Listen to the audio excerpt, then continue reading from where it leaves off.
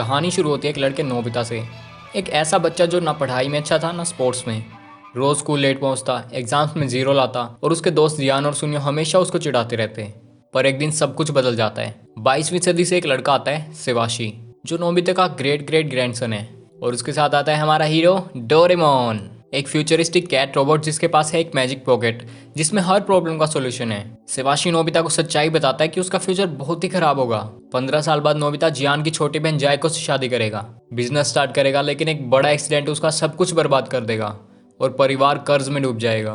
और उसका फ्यूचर सिर्फ उसके लिए नहीं बल्कि उसके बच्चों के लिए भी मुश्किल भरा होगा। नोबिता ये सब सुनकर शॉक हो जाता है। शिवाशी कहता है इसीलिए डोरेमोन को भेजा गया ताकि वो आपका फ्यूचर बदल सके दादाजी, और आपको एक बेटर लाइफ दे सके। शुरू में डोरेमोन रहना नहीं चाहता था। उसे लगा नोबिता एक होपलेस केस है, ना मेहनत ना मोटिवेशन।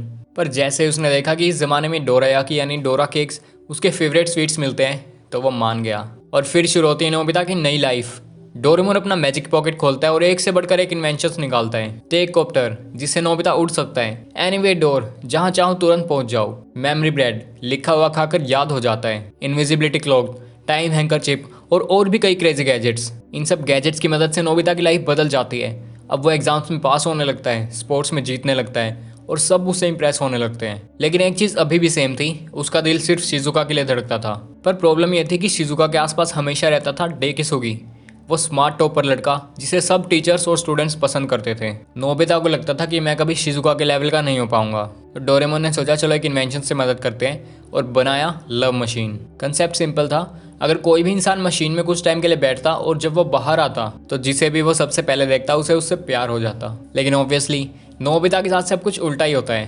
तो मशीन में शिजुका की जगह गलती से जियान घुस जाता है और जब वो बाहर आता है सुनियो से प्यार कर बैठता है। सब गड़बड़ हो जाती है और नोबिता उदास हो जाता है।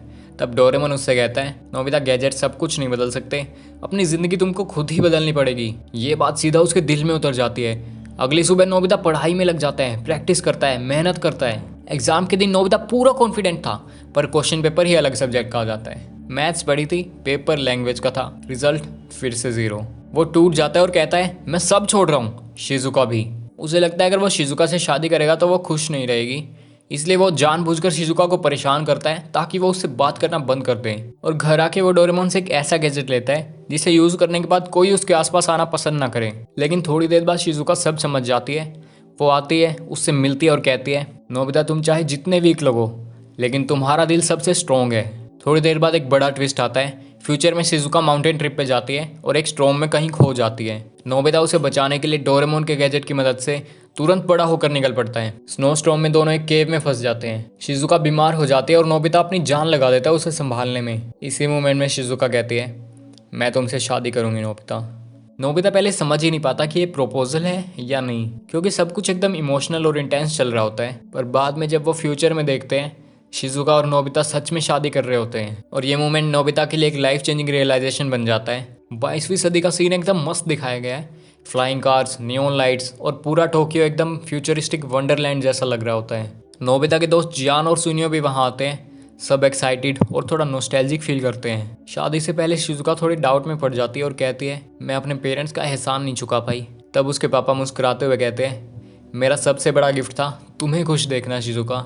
और फिर शिजुका खुशी से हाँ कह देती है। डोरेमोन और छोटा नोबिता ये सब देख के इमोशनल हो जाते हैं और लगता है जैसे सारी स्ट्रगल्स और गैजेट्स के बाद सब फाइनली अपनी जगह आ गए हों। लेकिन खुशी के बीच आता है एक दर्द भरा मोमेंट। डोरेमोन के सिस्टम में एक अलर्ट आता है, मिशन कंप्लीट। अब उसे फ्यूचर वापस जाना होगा।